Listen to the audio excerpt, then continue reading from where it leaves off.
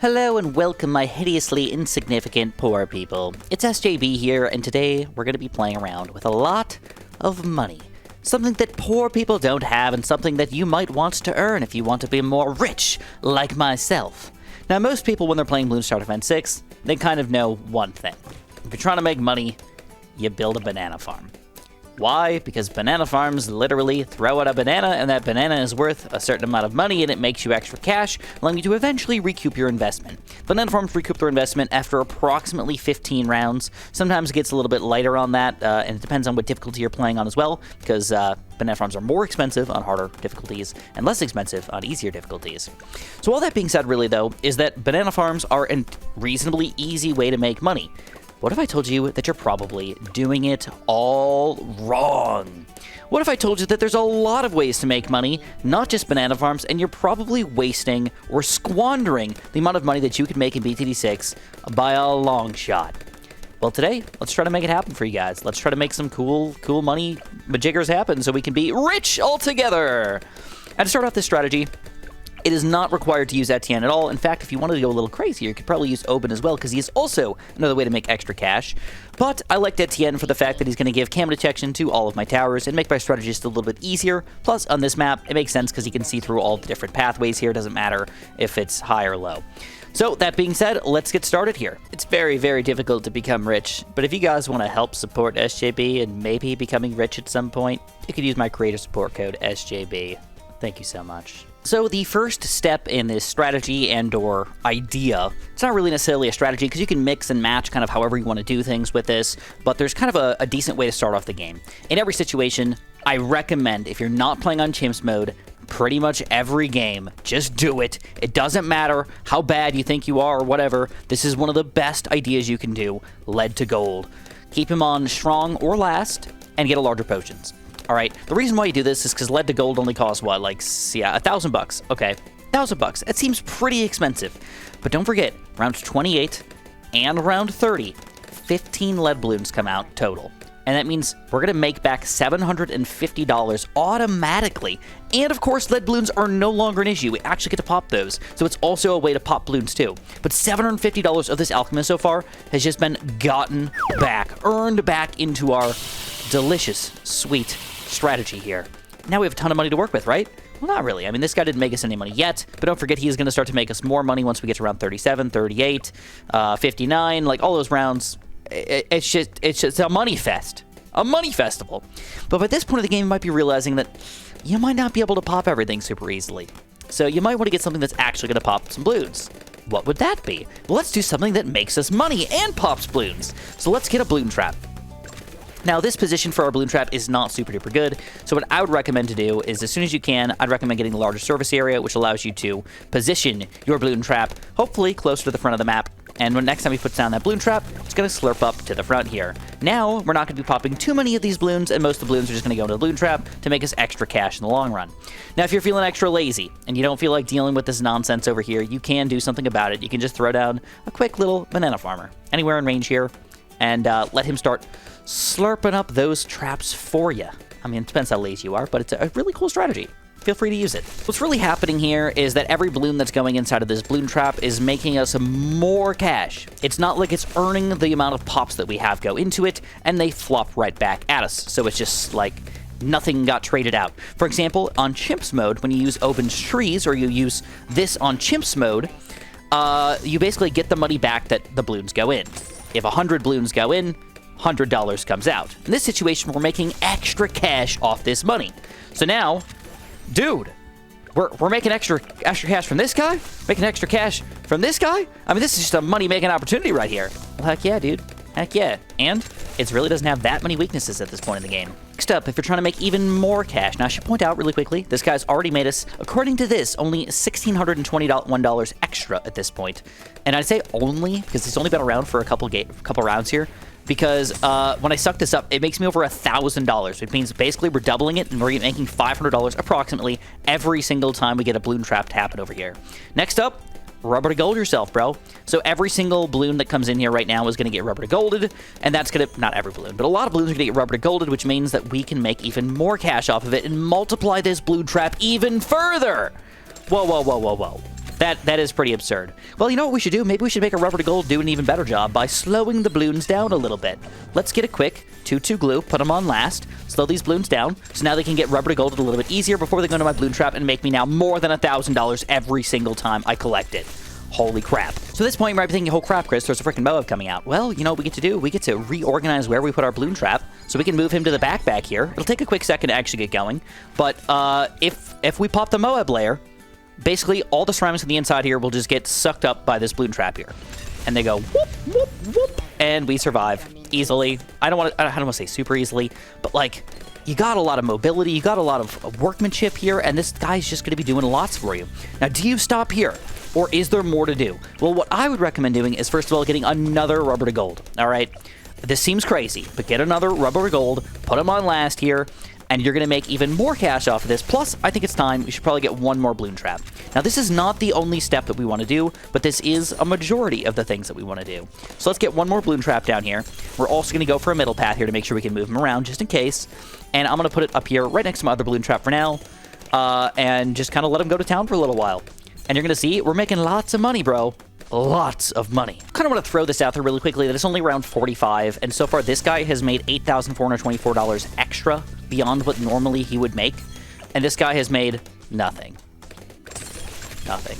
That's kind of weird, actually, that he's made nothing.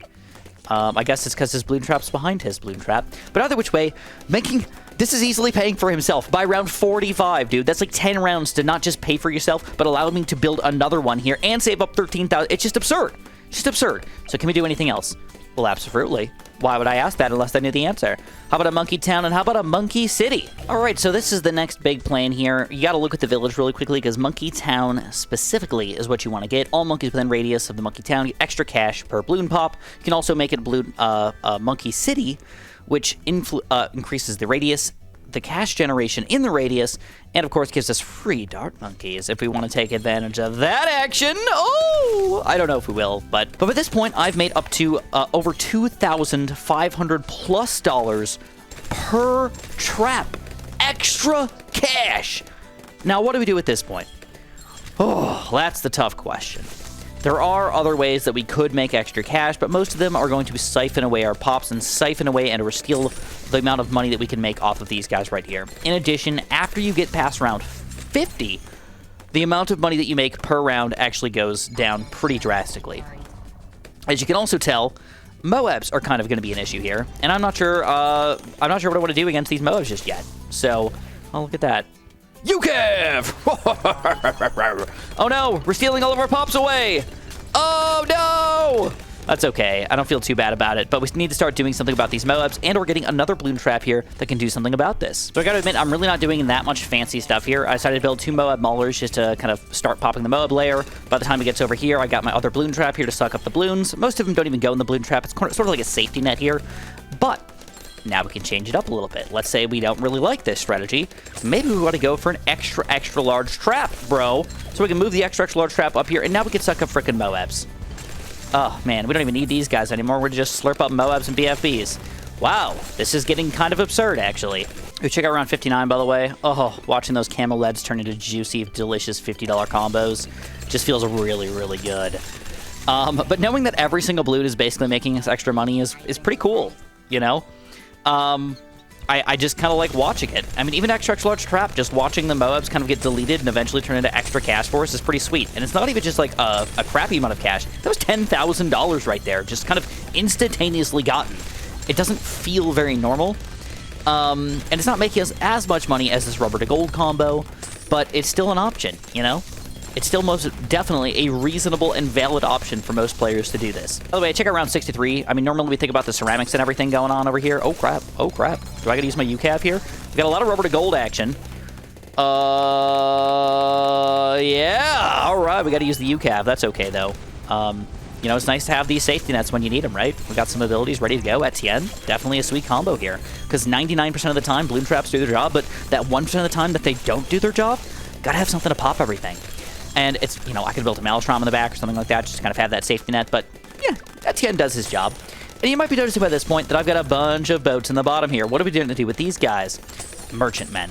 So So I'm actually going to start off by just going straight into a trade empire. But basically, if you're going to have around, I think it's about 12 merchantmen, that's when you want to start getting your trade empire. So I'm gonna just kind of jump into this a little bit faster than I probably should, but just know that that's kind of the number you're supposed to go for. At least about 10 before you full on go for it. All right, look at that slurpage right there. Slurp Daddy Chris. I'm gonna keep on going merchantman army at this point. It's another way to make a ton of money without going banana farms. All right, at this point we've got 16 merchantmen, and we're gonna get the full 20 here. Keep in mind that if you are building any sort of merchantman army, you can go up to 20 and still get all the bonuses, and then beyond 20, it's not like it goes to 0 bonus. It's still just a max of a 20 times bonus, which is already really, really, really good. So if you can get more than 20 merchantmen, do not feel bad about doing that.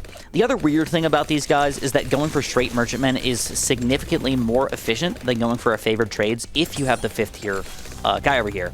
So realistically, at this point, in any normal situation, I would say screw it and just stick with merchantmen. Don't go up to the favored trades. Switch to banana farms if you want to, or do something weird if you want to. But definitely combining these guys with a bunch of central markets is one of the best ways to make a bunch of extra cash. It earns heaps of money each round. It gives merchantmen plus 10% income. And guess what? These frickin' stack, dude. Are you kidding me? Are you kidding me? So now we've finally gotten to banana farms on round 71. I'm going to start building a bunch of central markets. In like 99% of situations, you don't actually need all this money. But in some situations where you're fighting a boss balloon or something like that, you might want to think about these other options available to you. You might not be able to do it quite as smooth if you have to fight a boss balloon every 20 rounds. But that doesn't mean that this strategy isn't still possible, or this idea isn't still possible. Make sure you're using everything you have, utilize everything you can to be a better BTD6 player. This is working out super duper well. Right now, realistically, my only MOA popping power right now is this guy right here. I pretty much have nothing else. So if anything snakes through, I have to use one of these guys, or what I could do is, if I wanted to be really fancy, I could get a pirate lord or something and just slurp those guys up if they ever did end up sneaking through my extra large trap here. But I gotta admit, I'm definitely loving life at this point. We're making almost 500 bucks per Buccaneer down here. What?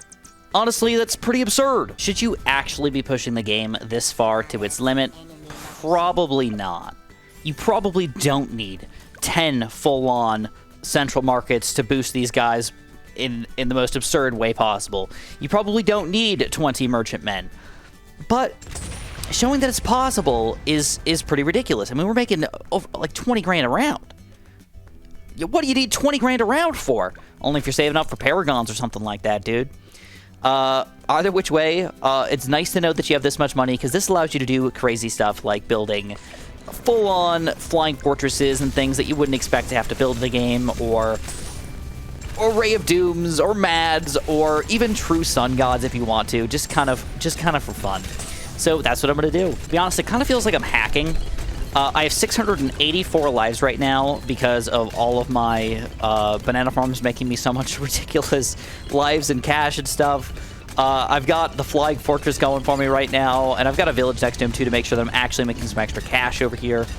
And I just bought a freaking permabrew. On top of that, I'm about to get a Legend of the Night in the next couple rounds. I don't even know exactly how much money I make per round, but I know that I make about $20,000 at the end of a round, and I think about 20-something thousand during the middle of a round. So we're looking at about $40,000 to $50,000 per round that we're playing here, easily allowing us to afford some pretty absurd stuff. Now, it should be noted that there are other ways to make even more money. I mean, you know, you got to think about Monkeyopolis, for example, is a great way to save money, or save space, rather, so you can utilize more money-making opportunities. For show.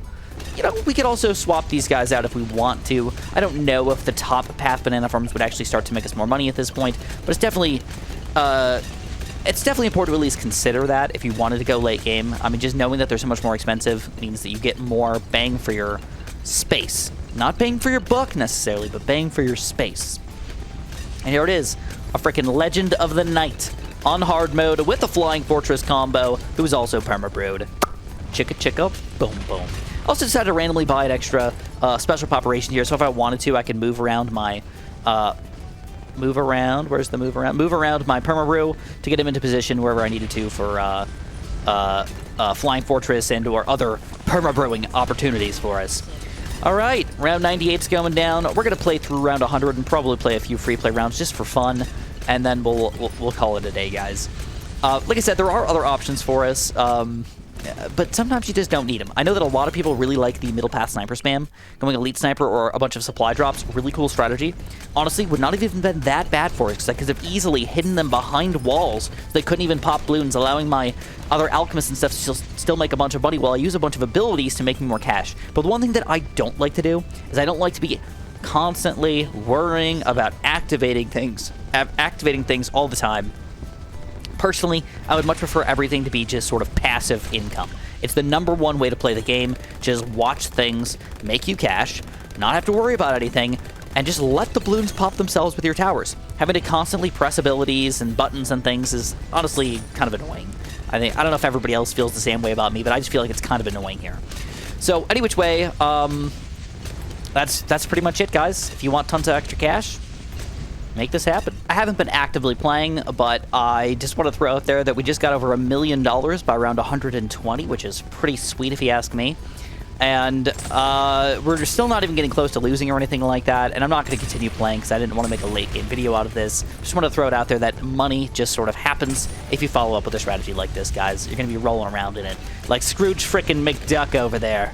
Oh, yeah! If you guys enjoyed, press that like button, make sure you subscribe, and of course, have a super duper delicious day.